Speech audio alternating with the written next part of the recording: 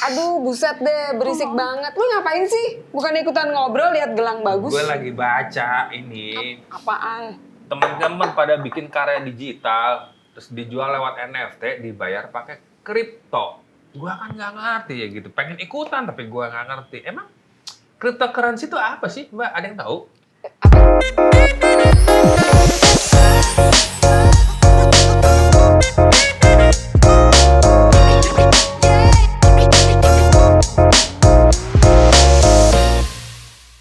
Jadi apa sih sebenarnya kripto gitu? Sama uang konvensional tuh apa? Kan uang konvensional bisa digitalin. Cryptocurrency itu adalah uang digital yang ada value-nya. Ya. Kemudian di belakangnya adalah teknologi blockchain. Nah, kalau uang konvensional kan sama yang sekarang biasa dibilang fiat. Fiat currency adalah uang yang disahkan dan diterbitkan oleh pemerintah. Yang lu Oke. pakai. Gitu, yang yang tadi dipakai. biru tuh gua Uang ada. resmi lah ya kalau. Iya, jadi Iya. kalau di Indonesia contohnya rupiah. Oke. Di US dollar. Maksudnya kalau kripto itu Uh-uh. itu berarti currency baru. Mata uang atau apa sebenarnya? Sebenarnya dibilang currency. Baru sih ya, Iya, baru. baru sih, nggak terlalu baru banget Ya, sih. dari 2000 berapa sih? 2008, 2009. Ya, udah mulai Oke. lah. Sebenarnya ada yang bilang itu currency, ada juga Ya. yang bilang belum currency karena kan Ya. belum disahkan gitu. Tapi emang itu ada. Jadi cryptocurrency itu ada, tapi dalam bentuk virtual. Oke, Jadi bentuk fisiknya nggak ada. nggak ada. Kalau yang gue tahu Bitcoin. Bitcoin itu adalah cryptocurrency yang pertama. Oke, yang paling duluan. Yang paling Ya. duluan Oke. 2008-2009. Berarti banyak dong itu variannya dong. Variannya banyak Banyak yang ya namanya sekarang. altcoin. Jadi di Altcoin. luar dari Bitcoin Betul. itu namanya altcoin. Contohnya misalnya Ethereum, Oh. Cardano. Ini altcoin itu maksud alternatif coin atau? Betul. Oh. Iya. Itu dipakai buat kegiatan apa sih sebenarnya? Legal, ilegal atau apa sih? Iya, udah macam-macam, bisa dipakai buat apa aja. Dulu kan cuma bisa buat beli pizza gitu 10 sen gitu kan. Oke. Nah, sekarang udah macam-macam sih gitu. Nah, kripto itu aman nggak sebenarnya untuk transaksi? Aman. Aman ya? Aman tuh relatif. Oh gitu. Duit cash juga kadang aman, kadang enggak. Kalau naruh sembarangan nggak aman. Nah, jadi sebenarnya apa yang membuat kripto ini ada nilainya dan berharga lah gitu? Ya karena dari komunitasnya memberikan nilai. Kan dia terbitnya tuh hanya jumlah tertentu ya. Ya. Sementara ada hukum supply and demand kan. Jadi kalau supply-nya makin sedikit, harganya biasanya naik kan. Oke. Gitu. Berarti Atau sebenarnya kebutuhannya. kripto ini limited edition gitu. Jumlahnya sedikit. Enggak, Bitcoin yang Bitcoin-nya, itu. oke, Tapi sorry. kripto lainnya itu tidak ada pembatasannya. Oke. Tapi yang bikin nilai itu kan pokoknya misalnya kalau Bitcoin waktu itu udah dibilang oke ini harganya waktu itu cuma Ditentukan 10 sen. sekian, ya. Ditentukan sekian. Sama juga dengan kayak misalnya rupiah. Sebenarnya itu kan cuma kertas. Tapi pemerintah bilang oke kalau yang merah 100.000 gitu. Kalau Oke. yang hijau 20.000 gitu. Tapi kalau community base gitu, berarti jumlah orangnya yang untuk yang sepakat banyak gitu ya kan bahwa ini benda ini ada value-nya. Iya, betul. Berarti sama aja dong zaman dulu tren tanaman anthurium, batu akik itu kan wah tiba-tiba batu Dia tahu bacan Anthurium. Iya, dia batu bacan batu 5 juta perak gitu yang tiba-tiba sekarang nggak ada harganya gitu. Iya betul ya. Berarti- Tapi itu nilai awalnya misalnya seperti itu gitu kan 10 sen. Tapi kan makin lama dengan banyaknya orang yang mau yang demandnya makin tinggi. Nah, Iya. berarti ada bahayanya juga dong kalau kita menyimpan. Drop, ya pasti ada Crypto lah atau resiko-resiko Bitcoin gitu. gitu ada. pasti ada. Ada. Dark side-nya dari cryptocurrency dia yang namanya volatility. Jadi harganya tuh Fluktuasi. naik turun. Oke. Fluktuasinya naik Tinggi, turun naik tajam. turun. Gitu. Karena unregulated market tuh biasanya begitu, ada sekelompok orang yang mau ambil keuntungan kan. Jadi harganya kadang di pump sampai tinggi banget, abis itu dijatuhin. Pump and dump. Ya, gitu betul. kan. Jadi kalau misalnya karena ini komunitas dan ada yang percaya banget, terus ada yang enggak, misalnya tiba-tiba Elon Musk bilang, oke, saya sangat percaya dengan Dogecoin, dengan Bitcoin gitu. Tuh harganya terus tiba-tiba harganya naik gitu. Sensitif dengan isu-isu. Kalau dia diregulasi itu kan dikendalikan tuh isu-isunya. Jadi bisa tiba-tiba disuspend gitu ya kalau diregulasi. Tapi kalau nggak diregulasi ya dia bebas aja. Dark side yang lain tuh karena sekarang kan dia belum jadi kembali lagi belum pembayaran. diregulasi. Jadi dia usage-nya tuh sangat-sangat minim. Jadi dia belum bisa diterima sebagai alat pembayaran. Di mana-mana. Terutama di Indonesia ya. Tapi di Rusia ya, kebetulan ponakan gue lagi ke Rusia nih, lagi perang gini. Di Rusia tuh murah semua, bayarnya pakai kripto. Karena kan mereka lagi di ban kan.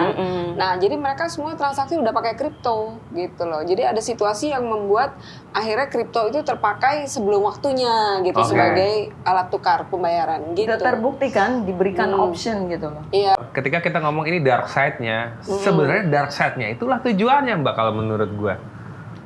Enggak juga Bukan sih. tujuan sebenarnya. Semua kalau menurut aku sih alat tukar tuh pasti semuanya ada dark side-nya ya kan. Kalau kayak duit cash juga pasti ada dark side-nya. Nah, karena kan ide bikin cryptocurrency adalah bagaimana ini tidak masuk ke dalam regulasi apa segala macam. Sementara regulasi ini lah yang mengamankan uang kita gitu sebenarnya kan gitu. Sebenarnya begitu. Bukan nggak diregulasi, belum diregulasi karena di mana-mana tuh pertumbuhan perkembangan teknologi tuh lebih cepat daripada regulasi ya. Itu sih nature-nya begitu. Terus kemudian dia juga sekarang masih negatif ini ya. Image bahwa criminal activity buat bayar-bayar narkoba itu pakai kripto karena belum bisa dilacak gitu ya.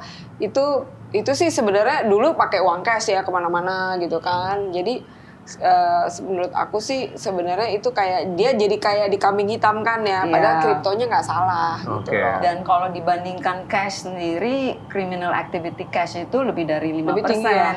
Kripto tuh cuma 0.3, 0.4 gitu loh. Lebih kecil lah. Lebih kecil. Karena memang masih terbatas juga sih. Betul. Jadi jangan terlalu pesimis.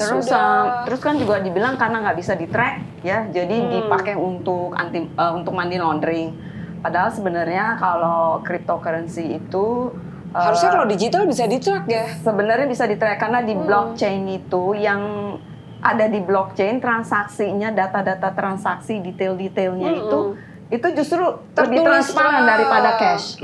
Yang nggak kelihatan itu cuman detail dari siapa di balik kripto itu. Misalnya Sakti nih ya, Sakti punya 100 Bitcoin gitu. Dia melakukan transaksi.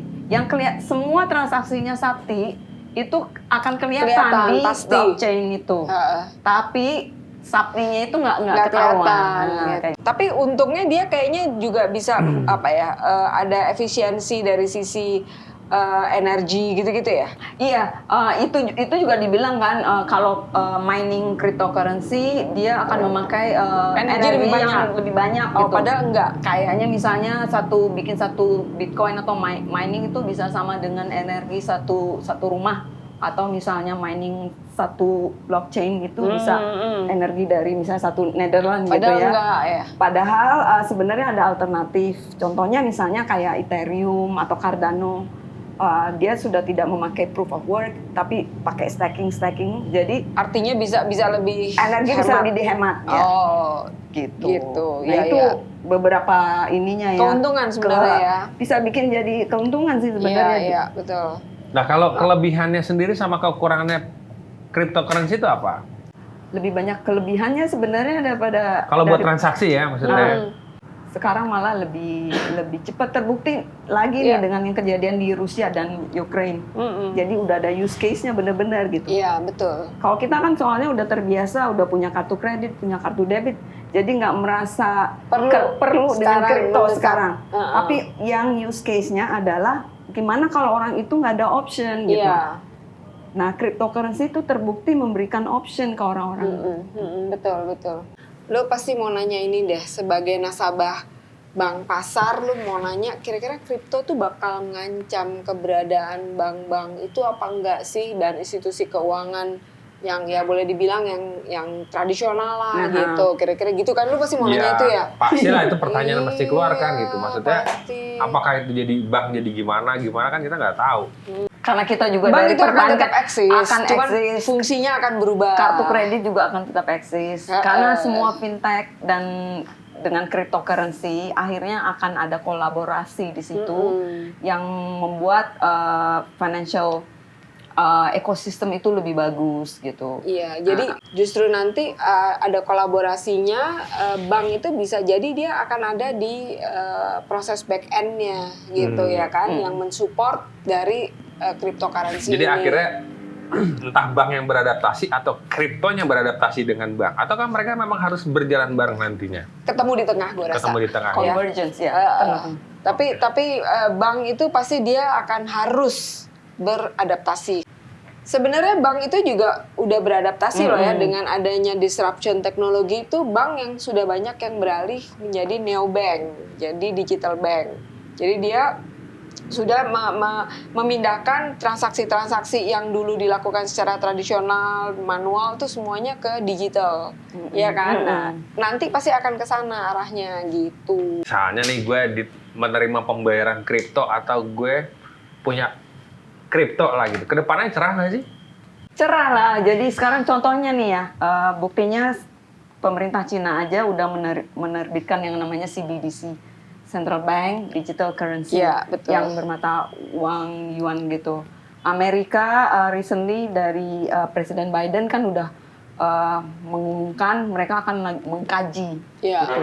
Singapura juga udah akan ke situ. Tadinya nggak boleh, jadi sekarang Singapura mau juga nggak mau. jadi. Ya. Nah itu kan walaupun labelnya bukan cryptocurrency, tapi itu digital currency, tapi belakangnya mungkin akan tetap blockchain. Nah itu semuanya nanti akan bekerja sama nih, mulai dari cryptocurrency, terus stable currency, CBDC, digital wallet, nanti semuanya akan bekerja sama, berkolaborasi. Jadi nanti itu akan jadi kayak pasar uang yang sekarang nih, yang udah ada nih. Jadi karena disruption teknologi tuh mau nggak mau tuh harus diterima sebagai bagian dari kehidupan kita nantinya. Metaverse kan kita udah lihat, mau nggak mau itu menjadi sesuatu yang nggak bisa dihindari tuh. Jadi makanya bank-bank sekarang mau nggak mau ya dia akan bank sentral ya, dia akan mulai bikin regulasinya dan sebagainya. Jadi nggak bisa pura-pura nggak tahu nih gitu. Jadi untuk investasi bagus banget. Cuman dia pinter-pinter aja menganalisa yang mana yang benar-benar cryptocurrency. Iya, sama yang pura-pura cryptocurrency. Kan ada juga tuh yang bangsanya. Ya, dia lagi yang diomongin. Token. Iya. Token, gue belum pernah ngomong. Oh, belum ya.